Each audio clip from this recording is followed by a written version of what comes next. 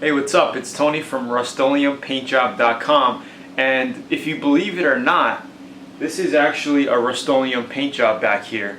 We just finished it. It could use a little bit of buffing to really make it like a pro job, and I may do some buffing on it just to show you guys an example of how this thing could really look like glass. It already does look like glass. In a little bit, I'll show you a zoom up on it.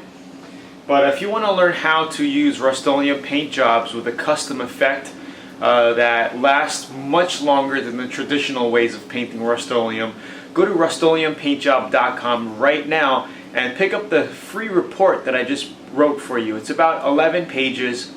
There's a lot of pictures in it, so I'm thinking of shortening it down a little bit, but there's a lot of pictures in it. That's why it's turned out to be about 11 pages, because I show you some examples and stuff of what you could do with Rustoleum paints. So check that site out right now, RustoleumPaintJob.com. I know a lot of guys are looking to spray or roll it on, and if you're thinking of rolling on your Rustoleum paint projects, if I could do something to convince you otherwise, I would say stick with high volume, low pressure spray guns, or like maybe an aerosol style. Okay, because rolling it on, you're not going to get the most out of your paint job. You know, you're going to have to go like 10, 12 layers of paint by rolling it on. You're going to have to thin down your paints a lot, because you're going to have to deal with paint bubbles when you're painting it out. When you're rolling it with your roller, you're going to have air bubbles trapped in with your roller. This is why you have to make your paints a lot thinner when rolling. So I really don't suggest rolling on your Rustoleum paint. You know what I mean? It's not the best, and you're not going to get the best finishes out of it. So if I could convince you otherwise, like I said, high volume, low pressure spray guns. I show you the step-by-step ways of how to get professional finishes just like this right here.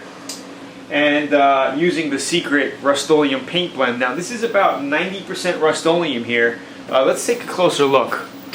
So we do have a little bit of orange peel, but if you take a look at the gloss here, it's just unbelievable. Alright, here we have an imperfection. It's just an area where I didn't bother bondoing. It was just the mold of the plastic when these shrouds were made. I just left it original. But if we take a look, you could see the glitter. That's all glitter in the paint job here. So there's also gold pearl in here. When we take this out in the sun in another video, I'll show you how this thing looks. But it's really an amazing paint job. We also got the flames over here. It's a tractor project that we just completed. We're going to put it all back together now, and it's unbelievable. Okay, and this is 90% Rustoleum paints. The flames were done with aerosol cans, right? And I show you exactly how to do this type of customization if you want to.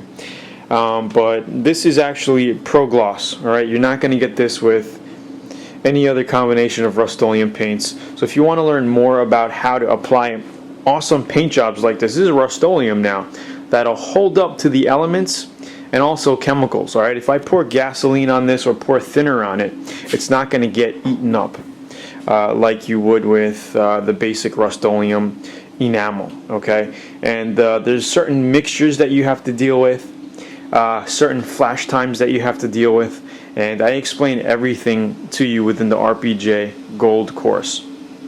Alright, so go to RustoleumPaintJob.com right now.